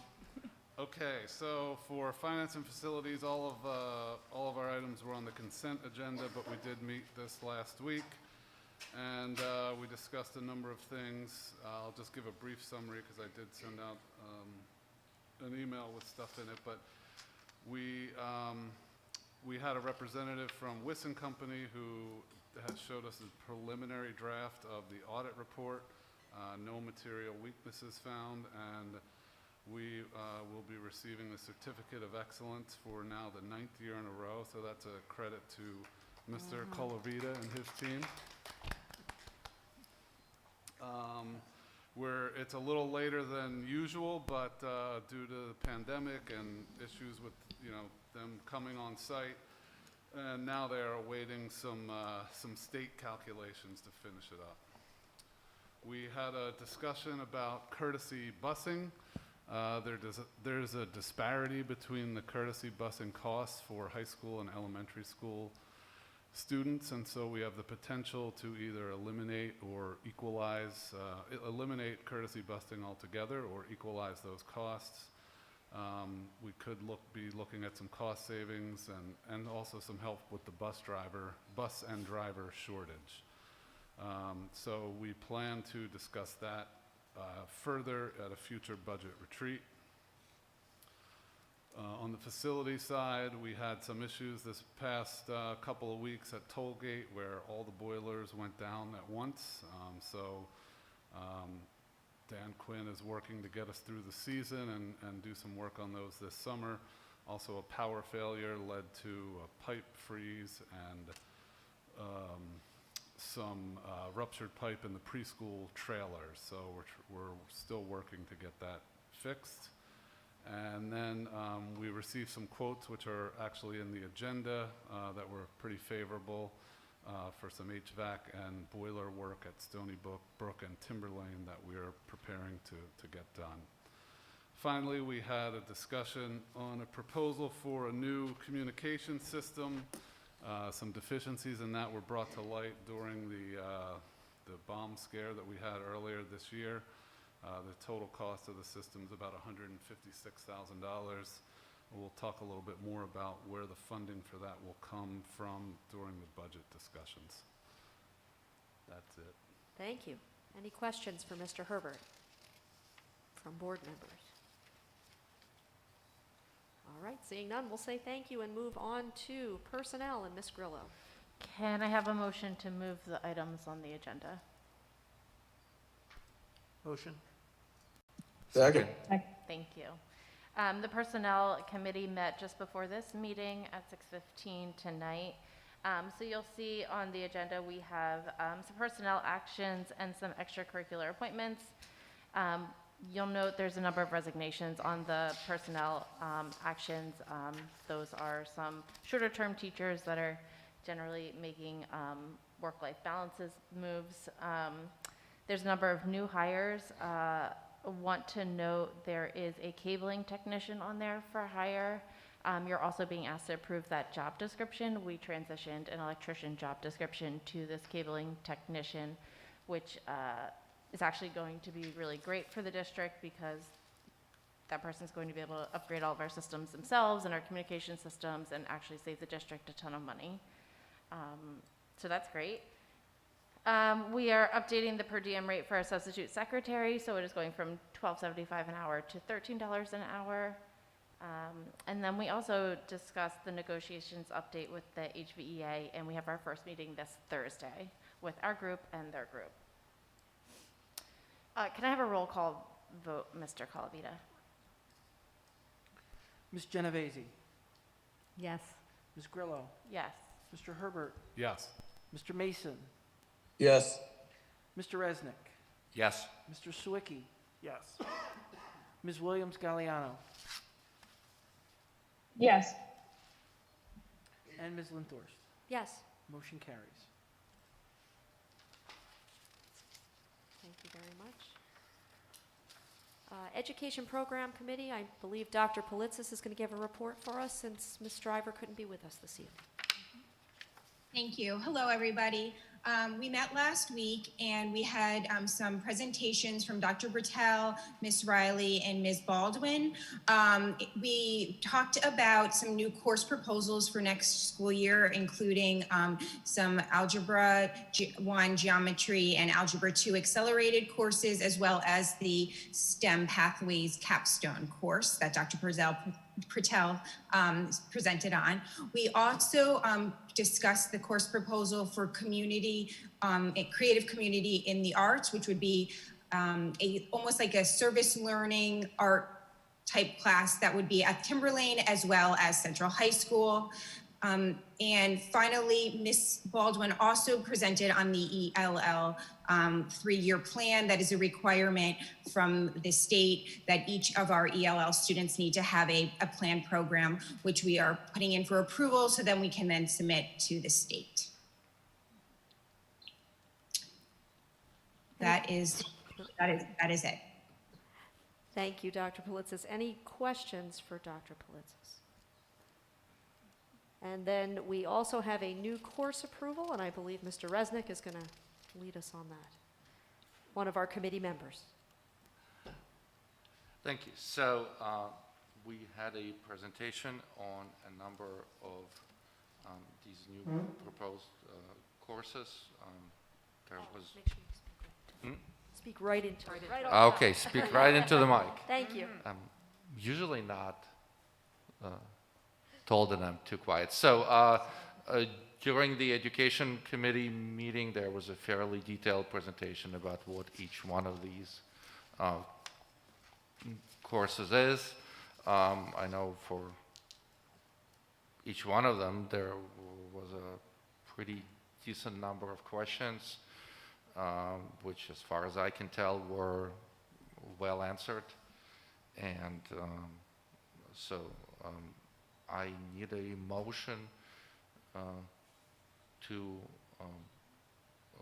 move to approval, to move these new course proposals to approval, and then we'll need a roll call vote, I guess. Thank you. Motion. Second. Second? There we go. Anita. Okay, we'll do a roll call vote. Mr. Herbert, Yes. Mr. Mason, Yes. Mr. Resnick, Yes. Mr. Sawicki, Yes. Ms. Williams-Galliano, Yes. Ms. Genovese, Yes. Ms. Grillo, Yes. Ms. Linthorst. Yes. Motion carries. Thank you, Mr. Resnick. And again, thank you, Dr. Politzis. We will ask Mr. Mason to give a report on Community Relations Committee, please. How you doing? We met the end of last week. Went over a couple of things real fast. First, we're going to be, we talked about the importance. We want to get back to the Hopewell Strong and some more positive messaging going forward. We understand how much, especially with the Omicron wave, how much COVID's been weighing on people. And we think it's important that we start getting back out there and we kind of get on the front foot and show the community that Hopewell is strong and the good things that are going on around Hopewell. So we're looking to get some stuff out and really get that going. We're going to be inviting Amy Rockenstein from Mercer Me to the next meeting in February. As soon as we have it on the, officially on the calendar, then Dr. Teresa is going to send out the invitation. We also went over the Hopewell Express for our next edition, which will be coming out in March, which is going to miss, but it's going to be a good opportunity to really review like Black History Month, go over a lot of stuff, previews, show the couple of the new board members. We got some good stuff, so be on the lookout for that. I think that's pretty much it. Still got a little bit of COVID brain, so if I'm missing something, help me out. I think that covers it. Unless any other committee members want to weigh in on that. Or any questions for Mr. Mason? Okay, seeing none, we'll say thank you, and we will move to Policy Committee. And Mr. Sawicki. Policy had its first meeting about 10 days ago, and more or less we were looking at the broad scope of what we were looking to address over the course of the year. But we do have 3 items up for first reading. So first I'd like a motion to move the items up for first reading policy. Motion. Second. Oh, thank you. Okay, so there are 3. First is policy 8420 for emergency and crisis situations. And this includes a state mandated change. We're including an update to ensure that the district makes sure its substitutes are trained in the district's practices and procedures for emergency and crisis situations. Then we also have policy and regulation 5751, which covers sexual harassment of students. And again, these are state mandated changes, and one of the key things there is just emphasizing in the title of the policy that it's specific to sexual harassment of students in particular.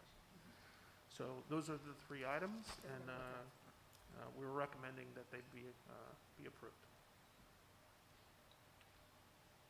We requesting a roll call on that one? It's not roll call. No, it's just first read. Yeah. We're just opening up. Yeah, all in favor? Aye. Aye. Any opposed or abstaining? Motion carries. Thank Okay. you, Mr. Sawicki. And then the second item we have relates to the district school calendars for 2022-23 and 2023-24. I have, please request a motion to move those items. Is that the calendar? Motion. Second. Great, okay. So I will admit I reviewed them, and Dr. Treese, if I could trouble you to highlight perhaps these were previously approved, I believe, last year, so if we're doing it now, I assume there's a change. So could I trouble you to highlight? I keep doing that, I don't need to do that, I can do this. We've made some changes to the calendar to reflect the end of the year change to recognize Juneteenth. So that caused us to have to move the end of the school year. Great. Excellent, thank you very much. Yes.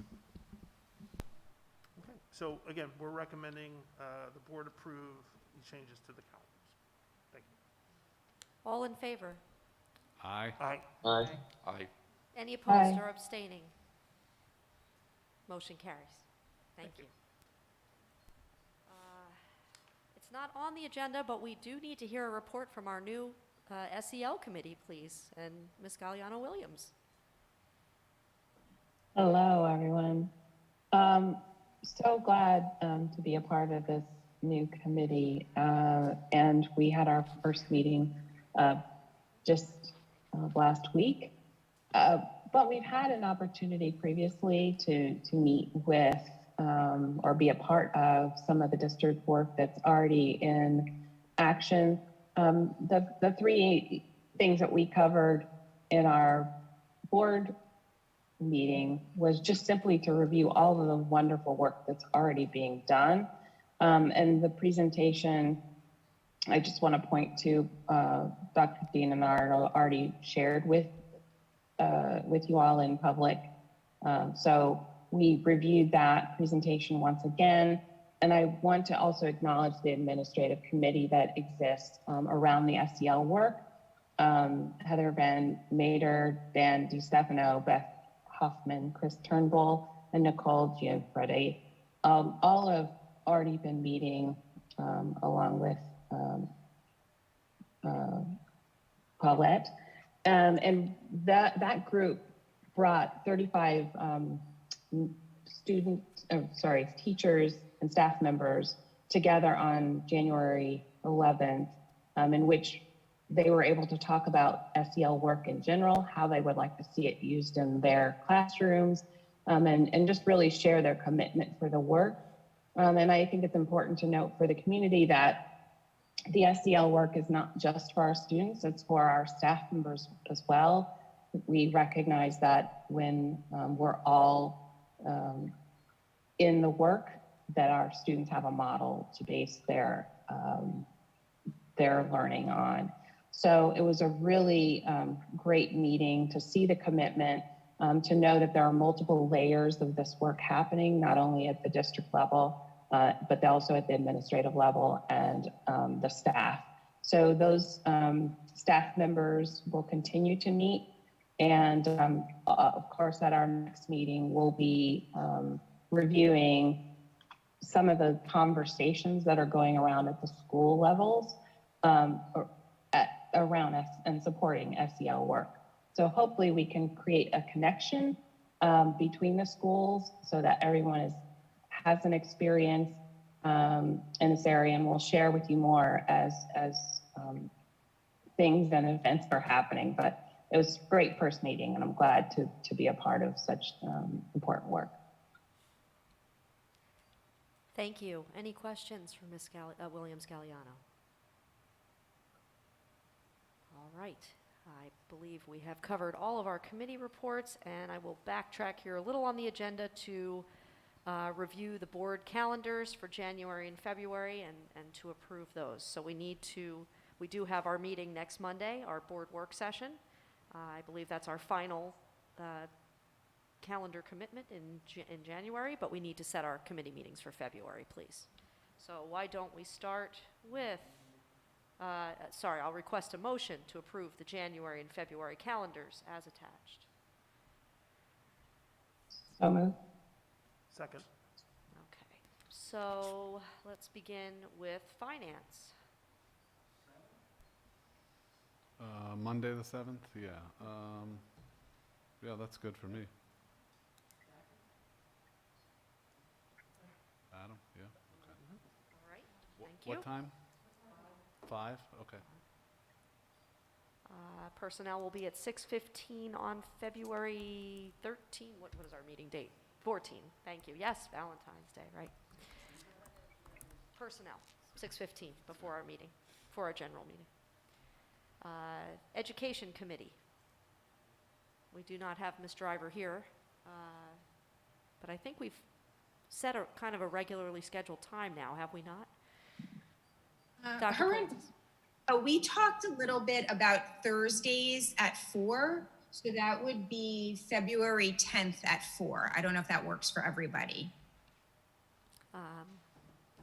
Unless anyone has any thoughts out there, maybe we put that one down and try to go with that, and if we need to, we'll consult with Ms. Driver later. Thank you. Thank you.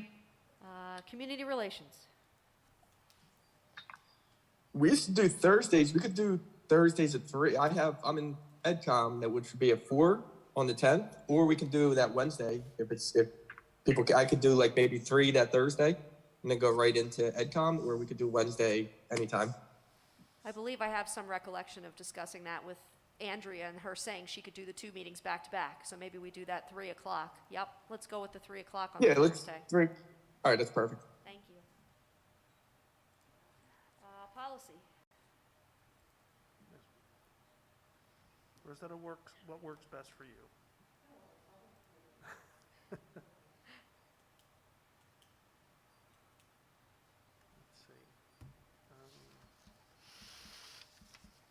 I don't know, do Thursday or Friday mornings work for anybody? Those tend to be my better days. I could do Friday. Okay. I could do that. I could do 9, either one. 8? Okay. All right. So what is the date of Which that date? one? The 11th? Okay. And SEL. Anita? Yeah. I'm sorry, and Paulette. Hi, sorry, Yeah, we said third Anita, I Thursday. think we have it in our calendar for Thursday, February 17th at 9 a.m. Does that still work? It sure does. All righty. All in favor At 9 a.m.? of approving the calendars? Aye. Aye. Aye. Any opposed or abstaining? And that motion No, but can we repeat the SCL? Was that, did you say 9 o'clock on the 17th? 9. Okay. Yes. Sorry, was that okay? Just making sure. I'll make it work. Okay, all right, thank you. Thank you, Jackie. Can I just ask, when will that be available in the calendars? Usually folks put them in within the next 48 hours. Okay. Yeah. The Zoom link is unique to the chair, or not the chair, but the host. Okay. So, yeah, they usually go in right away. Any items of new business to bring before the board members? Seeing none, we will move to our final public comment session of the evening. Members of the public are invited to address the board on any matter for a maximum of 3 minutes during this portion of the meeting. You are asked to state your name, address, and municipality, and to sign in at the podium as well. In response to your comments, the Board of Education may respond or direct the superintendent to do so. The board may also opt to take the matter up at a future meeting so that the matter is researched by the district administration. Public comment is now open.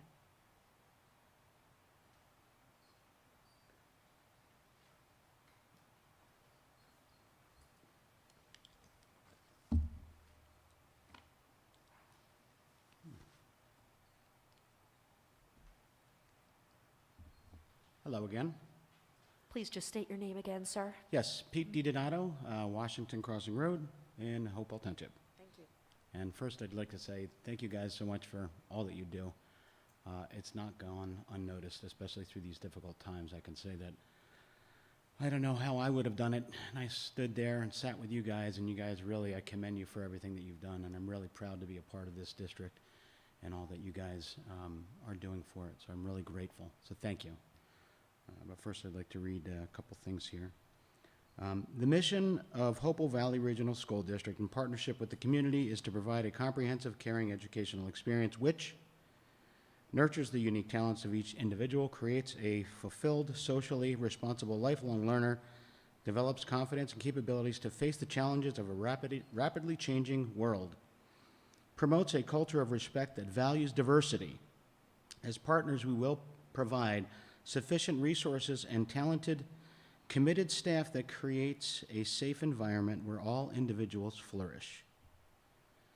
To date, the quarantine policy in place is divisive and discriminatory.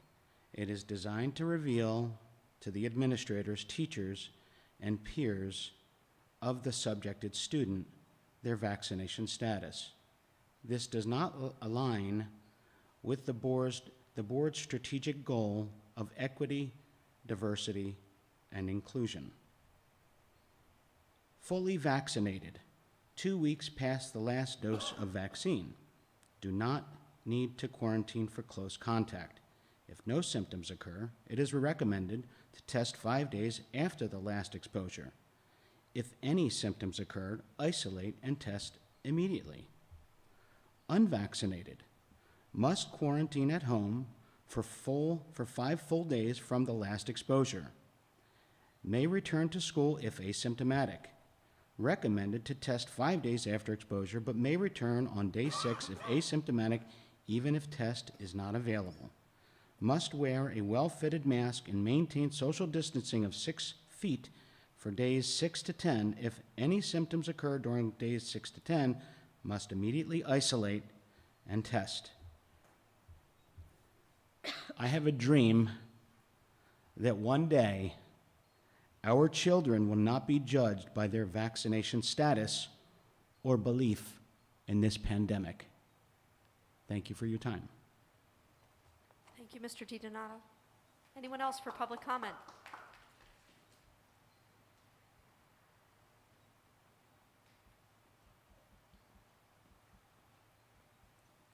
sorry. Jen DiDonato, Hopewell Township.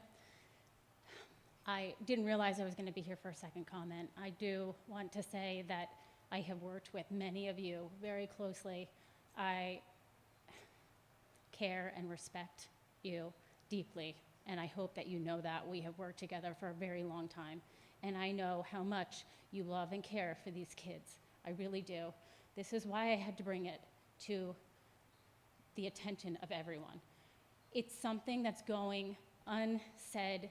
Kids are afraid to speak up. If it's my kid alone, I'll go ahead and I'll fill out what I need to. That's fine. There are so many kids, my friends' kids, that have come to me afraid and tell me that they don't want to talk about this. They don't want to disrupt the classroom. They don't want to interrupt their peers. They don't want their teachers to get mad at them. They don't want to get a bad grade. People are afraid. These kids are afraid to talk, to speak up and voice how they really feel or how they're being discriminated against. They really are. It's really happening, and I don't know what else to do, but I'll report my own kids, but I can't report those other kids. I can encourage their friends to ask their parents to speak up, but they're afraid. I'm sorry, but thank you guys, really, from the bottom of my heart. I really do appreciate everything that you do, and I know it's not easy. I really do. We've been together for many, many years, since 2012. I know. Thank you for everything. Thank you, Mrs. DiDonato.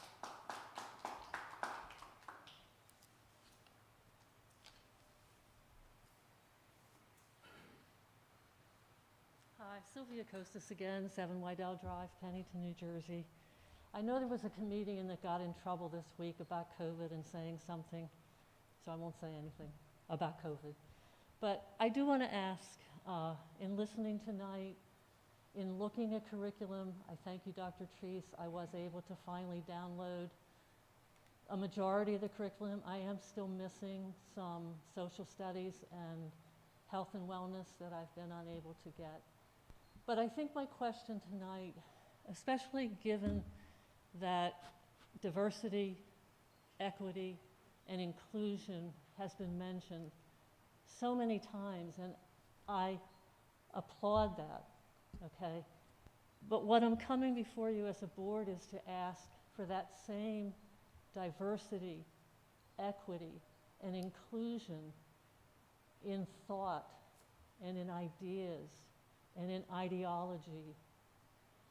I had prepared comments, and I will read them, but maybe just to give you an idea of what I'm talking about ahead of time, okay? These aren't white men, okay? I know they're not women. I'm sorry, I didn't bring any women tonight. Thomas Sowell is an excellent author. He's written over 40-some books over a history of 80-some years. He has a voice. John McWhorter, young man, Columbia University, linguistics, educated. He has a voice. This is one of Thomas Sowell's books, Diversity, Discrimination, and Disparities, full of data. He's an economist, educated in the University of Chicago. These are voices. When I looked at the curriculum, I never knew who Lucy Calkins was. But I looked at the English language curriculum called Units of Study that's used in our schools. There's a whole national debate about whether this curriculum is even truly effective in teaching children how to read. But I'm more troubled as I looked at that curriculum that it uses mainly one lens, one perspective to interpret history, literature, and social studies. The lens of identity-based power dynamics and victimhood. John McWhorter doesn't see his biracial children as victims. Okay? Thank you, Ms. Thank you. Kosas.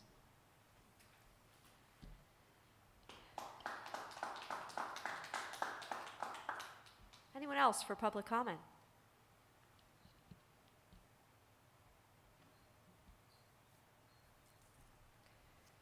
Well, then, public comment is now closed. Oh, I'm sorry. Did you want to respond to anything, Dr. Tree? You're okay. Okay. I will request a motion to move into executive session. We will be discussing matters of a special education legal matter, some HIB matters, and no action will be taken. Oh, I'm sorry, action may be taken. Motion, please. So moved.